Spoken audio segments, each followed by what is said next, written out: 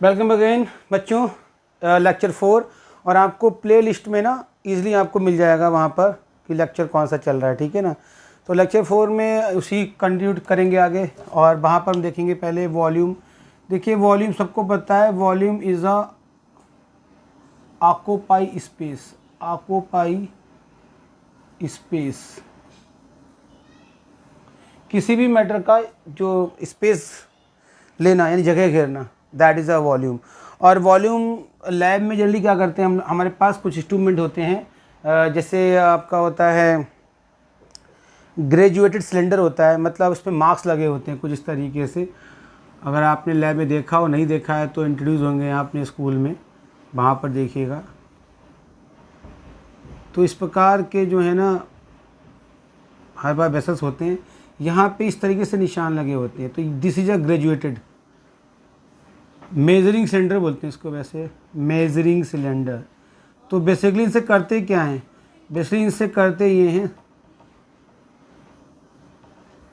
इनसे हम वॉल्यूम ही मेजर करते हैं, ठीक है ना। ऐसे ही नेक्स्ट टॉपिक आपका डेंसिटी है। डेंसिटी क्या कहता है बच्चों, डेंसिटी, डेंसिटी में ये होता है पर,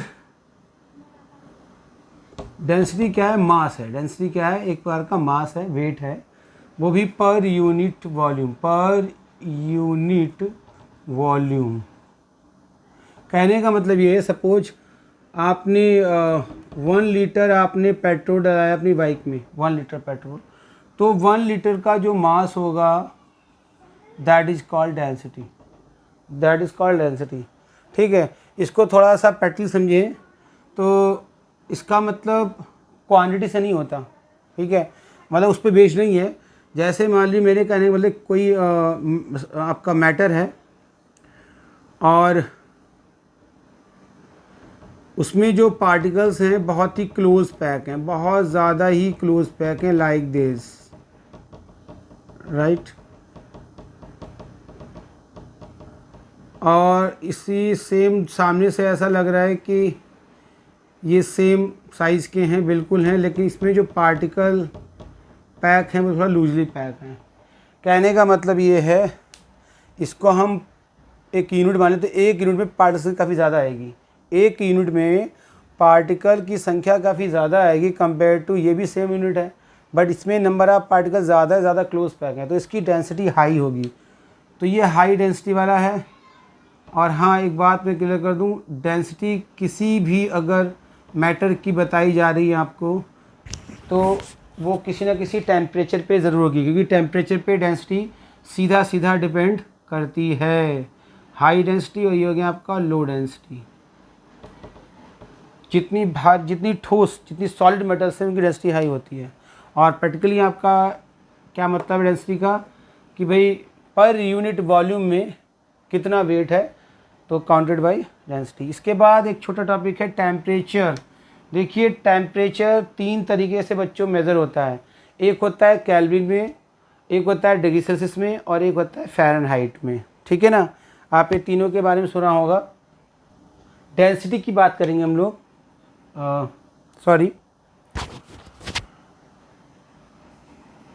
टेम्परेचर।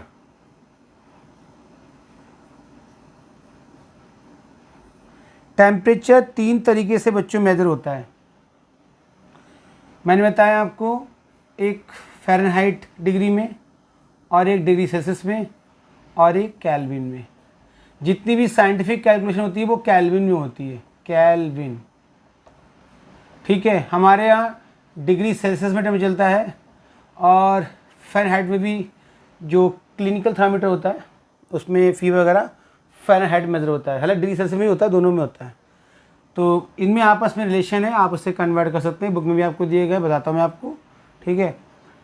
देखिए सबसे पहले क्लियर कर दूँ मैं आपको, जो केल्विन का स्केल है वो -273 से स्टार्ट होता है, ठीक है, फिर 0 आता है और उसके बाद आगे चलता है। हमारा जो स्केल है वो यहाँ से चलता है, 0 डिग्री से चलता है और फिर आगे बढ़ता है। तो कहने का मतलब ये है कि केल्विन स्केल और डिग्री सेल्सियस स्केल में कितने का फ़र्क है, 273 जो है डिग्री का फ़र्क है, आप चेक कीजिए प्लीज़, कहने का मेरे समझिए, है ना, इतने का फ़र्क आ रहा है। मतलब कहने का ये है, अगर इसमें हम 273 जोड़ दें तो ये क्या बन जाएगा, 0 बन जाएगा, 0, ठीक है, 0 केल्विन या 0 है। ये क्या है, ये एब्सोल्यूट टेम्परेचर है। ये क्या बेटा, एब्सोल्यूट टेम्परेचर है, एब्सोल्यूट टेम्परेचर बोलते हैं इसे। 0 केल्विन को बोलते हैं एब्सोल्यूट टेम्परेचर। डन, ठीक है।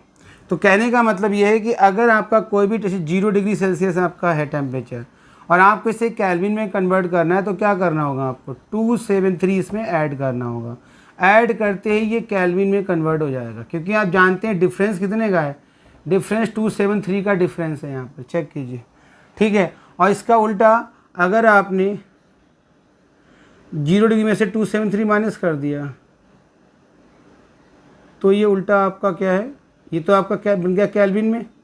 लेकिन अगर आपको पहले से ही केल्विन दिया हो, क्या दिया हो, केल्विन, मतलब 273 आपको दिया है केल्विन, राइट, और आपने इसमें 273 माइनस कर दिया तो ये 0 डिग्री सेल्सियस में कन्वर्ट हो जाएगा। चीज़ों को समझिए, बहुत आसान है। मतलब सीधा सीधा है यहाँ पर कि अगर डिग्री सेल्सियस से आपको जाना है केल्विन में तो आप इसमें प्लस कीजिए 273, राइट। लेकिन अगर केल्विन से जाना है डिग्री सेल्सियस में तो 273 इसमें कर दीजिए माइनस। इट्स वेरी सिंपल, इसको ध्यान रखिए, बहुत ईजी है आपके लिए, ठीक है। अब हम बात करते हैं फ़ारेनहाइट की। देखिए फ़ारेनहाइट डिग्री में बहुत सिंपल सा रिलेशन है, इसको ध्यान रखिए। ये है आपका एफ फ़ारेनहाइट इक्वल टू आपका है यहाँ पर 9/5 डिग्री सेल्सियस एंड प्लस 32, ये रिलेशन है इसमें, ठीक है। आप यहाँ पर जैसे सपोज मान लीजिए आपको 37 डिग्री में, हमें पहले से ही पता है 37 डिग्री जो है हम ह्यूमंस का नॉर्मल बॉडी टेम्परेचर होता है, ठीक है। और थोड़ा बहुत उधर हो सकता है बट एवरेज जो है 37 डिग्री होता है हमारी बॉडी का टेम्परेचर। और इसको अगर फ़ारेनहाइट में कन्वर्ट करेंगे तो 98.6 आएगा। तो आपको अगर चेक करना है तो जहाँ पे डिग्री सेल्सियस लिखा है बेटा वहाँ पे आप 37 लिखिए और बोर्ड मास को फॉलो करते जब आप कैलकुलेट करेंगे तो वो 98.6 आपका फ़ारेनहाइट आएगा। या फिर इसी फार्मूले में आप जहाँ लिखा है फ़ारेनहाइट वहाँ पे 98.6 दीजिए और फिर तरीके से जो है जैसे इक्वेशन नॉर्मली सॉल्व करते हैं, ठीक है, वहाँ से डिग्री सेल्सियस निकालिए तो आपका वो 37 आएगा आंसर, ठीक है। तो इसको लगा के आप डिग्री सेल्सियस से फ़ारेनहाइट में या फ़ारेनहाइट से डिग्री सेल्सियस में कन्वर्ट कर सकते हैं, ठीक है। और अगर आप चाहते हो कि सीधा हमारा केल्विन जो है फ़ारेनहाइट में कन्वर्ट हो जाए तो वो भी बहुत आसान है। तो कुछ नहीं करना, यहाँ पे बस -273 कर दीजिए तो आप यहाँ पर जो टेम्परेचर रखेंगे वो ऑटोमेटिक केल्विन जाएगा। मतलब कहने का यहाँ पर ये है कि अगर आप यहाँ पर आपको केल्विन दिया है, क्या दिया आपको, केल्विन दिया है, तो आप यहाँ पर रख दीजिए केल्विन जो वैल्यू आपकी है ना, अपने आप ये फ़ारेनहाइट में आ जाएगा, ठीक है। वैसे इसकी नीड कम पड़ती है आपको इसकी नीड ज़्यादा पड़ेगी, इससे कई बार स्कूल लेवल पे क्वेश्चन पूछ ले जाते हैं, ठीक है ना। और थोड़ा बहुत ये भी ध्यान रखिएगा 9th लेवल में भी ऐसे चीज़ें हैं ये जो मैंने आपको ये बताई, 2 चीज़ ध्यान रखिएगा प्लीज़, ठीक है। टेम्परेचर, अच्छा इसके बाद हमारा आता है अनसर्टेनिटी इन मेजरमेंट। देखिए बच्चों हमारा जो केमिस्ट्री सब्जेक्ट है वो थ्योरी के साथ साथ प्रैक्टिकल का भी है। तो कई बार हमारा डाटा जो है कैलकुलेशन बहुत लॉन्ग आती है या बहुत लो वैल्यू आती है, उस लो वैल्यू को कैलकुलेट करने के लिए स्टैंडर्ड फॉर्म में लिखा जाता है। तो उसी में सबसे पहला टॉपिक हमारा आता है साइंटिफिक नोटेशन। क्या आता है, साइंटिफिक नोटेशन। तो साइंटिफिक नोटेशन हमारा अगला टॉपिक रहेगा। साइंटिफिक नोटेशन, देखिए साइंटिफिक नोटेशन में मैंने बताया कि कैलकुलेशन बहुत लॉन्ग या बहुत लो जाती हैं तो हमें उसे स्टैंडर्ड फॉर्म में लिखकर कैलकुलेट करने में आसानी रहती है। तो समझिए यहाँ पर जैसे हमारे पास एक वैल्यू है 23 0.000000000005। अब इतनी बड़ी वैल्यू को हम बाबा कैसे लिखेंगे? तो इसके लिए में क्या है, डेसिमल लगा दीजिए आप। डेसिमल स्टार्टिंग की जो डिजिट है, न्यूमेरिक डिजिट, आप पहली न्यूमेरिक डिजिट के बाद एक पॉइंट लगाइए। मतलब पहली 2 है ना, तो पॉइंट यहाँ लगा दे, तो ये जगह 2.3 है ना, इंटू 10 की पावर। आपने पॉइंट लगाया है, ना कि आपने उसको हटाया है। तो जब पॉइंट लगाते हैं तो पावर जो है 10 के बेस में बढ़ती हैं। 1 2 3 4 5 6 7 8 9 10 11 12, तो 10 की power 12। This is a scientific notation and this is a expanded form है आपकी, ठीक है ना। तो इस तरीके से हम लिख सकते हैं आसानी से। इसके बाद अगर मान लीजिए हमारे पास कुछ तरीके, तो ये आपने देखा 2.3, ठीक है। अब एग्जाम्पल और लेते हैं हम लोग यहाँ पर। सपोज यहाँ पर 0.0000000027 इस तरीके से है, या 278 ले लीजिए। अब हमें पॉइंट क्या करना है, लेफ़्ट से राइट की तरफ ले जाना है। तो 1 2 3 4 5 6 7 8 9 10, यानी यहाँ पर 2 और 7 के बीच में।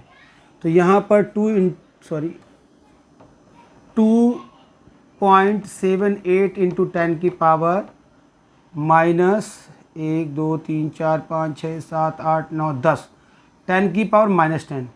देखिए जब आप डेसिमल लगा रहे हैं क्या नाम, राइट से लेफ़्ट की तरफ, तब पावर पॉजिटिव की बढ़ेंगी। जबकि अगर आप डेसिमल को लेफ़्ट से राइट ले जा रहे हैं तो पावर आपकी माइनस में आएंगी। हमेशा पॉइंट कहाँ लगाना याद रखिए, जो स्टार्टिंग की न्यूमेरिक डिजिट है बस पहली डिजिट के ठीक पीछे लगाना है। जैसे यहाँ 2 के पीछे लगाया, यहाँ भी 2 के पीछे लगाया। इससे अलग ये हो सकता है कि मान लीजिए आपकी एग्जांपल इस तरीके का हो, 72830000215 है ना, और यहाँ पॉइंट पहले से ही लगा हुआ है। अब इसको भी आप कर सकते हैं, इस पॉइंट को आप कहाँ लगाएंगे, स्टार्टिंग की जो न्यूमेरिक डिजिट है उसके पीछे लगाएंगे। तो कुछ इस तरीके से यहाँ पर डेसिमल प्लेस होगा। तो 1 2 3 4 7.28 इंटू 10 की पावर 4, ठीक है। कुछ नंबर आप कम कर सकते हैं, कोई बहुत बड़ी चीज़ नहीं है, क्योंकि वो बहुत ज़्यादा कम वैल्यूज़ है। डेसिमल के बाद जितनी भी वैल्यू बढ़ती चली जाती है उतनी वो वैल्यू कम होती चली जाती है, ठीक है। और इससे अलग अगर हम देखें कि इनको हम ऐड कैसे करेंगे और सब्ट्रैक्ट कैसे करेंगे, तो वो भी एक चीज़ देख लीजिए यहाँ पर। जैसे हम एडिशन केस देखते हैं या सब्ट्रैक्शन का, दोनों सेम केस हैं। एडिशन केस मान लीजिए हम एग्जांपल लेते हैं यहाँ पर है, और इसमें एक ही बस पॉइंट मेन है एडिशन केस में। जैसे हम मान लीजिए हमने यहाँ पर लिया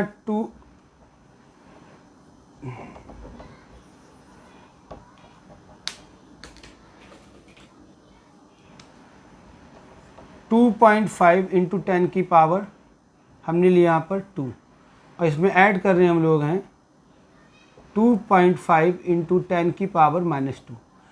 अगर यहाँ पर माइनस होता तब भी केस दोनों सेम ही रहते। एक्चुअली इसका कॉन्सेप्ट ये है कि जब तक ये ऐड नहीं होंगे या तब तक ये सेपरेट नहीं होंगे, जब तक कि इनकी जो पावर है एक्सपोनेंशियल फॉर्म है वो इक्वल ना हो। यहाँ पर 10 की पावर 2 है, यहाँ पे 10 का -2 है, दोनों डिफरेंस हैं। तो इनको हमें इक्वल करना होगा। इक्वल करने के लिए हम क्या कर सकते हैं, 2.5 इंटू 10 की पावर 2 ऐसे रहेगा। हम इस डेसिमल को आगे कर सकते हैं। हम आगे कितना करें कि 10 की पावर पॉजिटिव का 2 हो जाए। तो अगर हम ये पॉइंट 1 आगे लगाएंगे, 2 के आगे लगाएंगे, तो वहाँ 10 की पावर -1 बचेगा। अगर 2 के आगे लगाएंगे तो 10 की पावर आपकी जो है 0 हो जाएगी, मतलब है ना 1 बन जाएगा वो। लेकिन हमें 10 का 2 लाना है, तो कम से कम हम इससे ख़त्म भी करना है हमें, और कम से कम पॉजिटिव की पावर भी लेके आनी है। तो ख़त्म ये होगा आपका जब हम इसको 3 के बाद लगाएं। मतलब देखिए 0.00 है ना, और 2 चेक कीजिए। अगर हम पॉइंट इतना आगे ले जाते, नहीं एक और ले जाना होगा हमें, सॉरी, 0.025 इंटू 10 की पावर कितना आएगा। देखिए पॉइंट यहाँ पर था 2 के पीछे, और अब पॉइंट हम ला रहे हैं कहाँ, 1 2 3 4, तो 10 की पावर 4 यहाँ पर आएगा बच्चों, चेक करो। और 10 की पावर 2 पहले से ही माइनस में है, तो उससे यहाँ क्या बचेगा, 10 की पावर 2 पॉजिटिव का बचेगा। ध्यान समझिए बात को, बहुत इजी है, इतना मुश्किल काम नहीं है। हमने डेसिमल को इतना आगे बढ़ाया कि हमें 10 की पावर 4 पॉजिटिव की मिल गई। 10 की पावर 4 पॉजिटिव की मिल गई, तो 10 की पावर -2 पहले से ही था, वो कम हो गई, और 10 की पावर 2 आ गया। इससे हुआ क्या, इससे दोनों पावर सेम हो गई।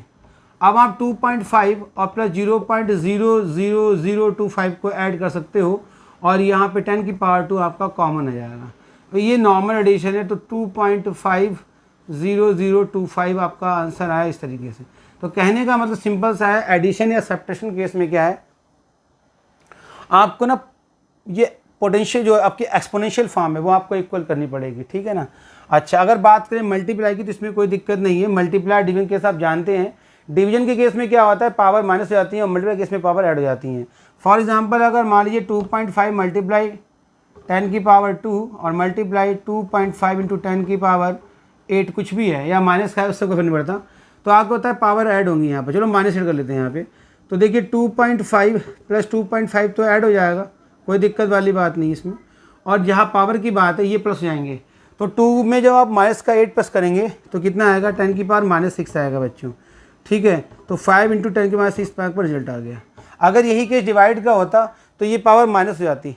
मतलब कहने का ये है कि माइनस का 8 है और ये प्लस का 2 है, हमें डिवाइड करना है, बस सॉरी डिवाइड केस होगा हमारा। एक मिनट देख लेते हैं यहाँ पे ज़रा, ये देखिए मैं यहाँ दिखा देता हूँ आपको। ये 2.5 इंटू 10 की पावर 2 है और यहाँ डिवाइड का साइन बना हुआ है, तो इसको कैसे करेंगे, दोनों सेम वैल्यू हैं, ये तो आपका 1 आ जाएगा। और रही इसकी बात, दोनों सब्ट्रैक्ट रहेंगे, कैसे होंगे, 10 की पावर 2 में से माइनस करेंगे -8 को, या चेक करो। देखिए हम माइनस कर रहे हैं, वो हो क्या रहा है डिपेंड करता है साइन के ऊपर। तो 1 इंटू 10 की पावर 2 प्लस 8 हो जाएगा और आंसर आपका आएगा 1 इंटू 10 की पावर 10। चेक कीजिए प्लीज़, ठीक है। तो सिंपल है, डिवीजन और मल्टीप्लाई कोई ऐसा इशू नहीं है, बट हमारा थोड़ा ध्यान देना है हमें किसमें, एडिशन केस में या सब्ट्रैक्शन केस में, यहाँ पे आपको पावर पहले सेम करना होगा, ठीक है।